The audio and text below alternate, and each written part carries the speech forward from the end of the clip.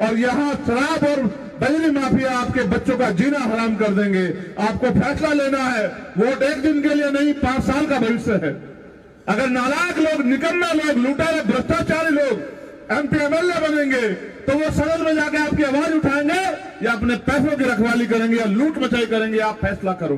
और अगर पढ़े लिखे लोग, समझदार लोग, आपके बीच के लोग, आपकी समस्याओं के लड़ने वाले लोग आगे बढ़ेंगे तो आपकी क्षेत्र की समस्याएं खत्म होंगी। चुनाव के बाद कोई आपको दिखाई नहीं देगा, धन्ना सेठ घरों में बैठ जाएंगे, भ्रष्टाचारी जेलों की तरफ देखेंगे। अगर कोई आपके बीच होगा तो इस प्रदेश का भावी मुख्यमंत्री भाई हनुमान जी बेनीवाल आपके बच्चों के अधिकारों, स्वाभिमान, सम्मान की लड़ाई लड़ेगा। मैं बार बार आपसे कह रहा हूं, मौके पर जो चूक जाता है उसके पास उसका डब्बा खाली रह जाता है।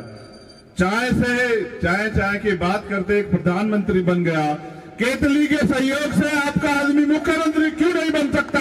या बैलेंस ऑफ पावर हमारे पास आएगा।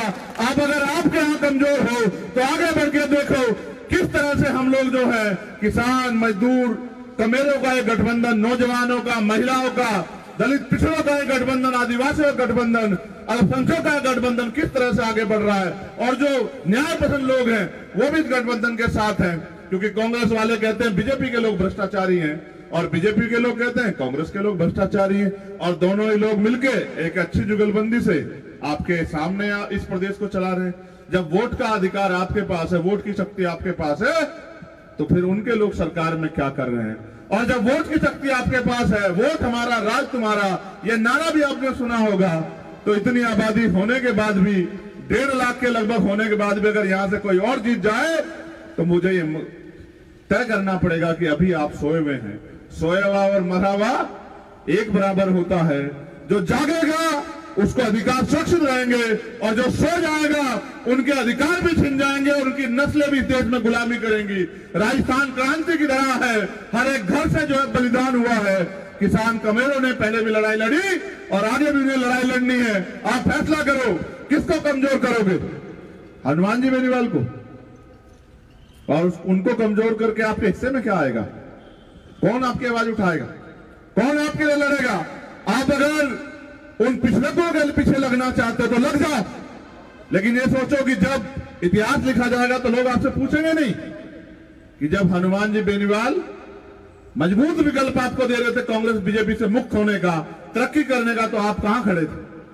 थोड़े से पैसे, थोड़े से साधन, क्या आप इतने कमजोर हो गए हैं कि थोड़े से पैसे और साधन जो है आपके स्वाभिमान, सम्मान समझौता करवा दें?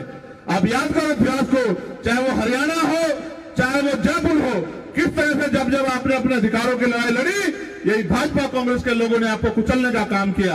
आज अपने दुश्मनों को मजबूत करके अपने लोगों को कमजोर करोगे तो इतिहास आपको माफ नहीं करेगा।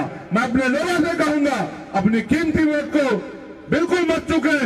RLP और SP के जो चुनाव निशान जहां जहां है, गठबंधन का प्रत्याशी जहां है, चाहे आप एक रोटी कम खाना, लेकिन अपने कीमती वोट को राजनीतिक शक्ति बनाने के लिए अपने गठबंधन के चुनाव निशान पर देना और एक एक वोट देके ये साबित करना कि अब आप यहाँ गुलामी की बेड़ियां काटने की तरफ बढ़ रहे हैं। एक ऐसा राजस्थान बनेगा जहां महिलाएं सुरक्षित होंगी, जहां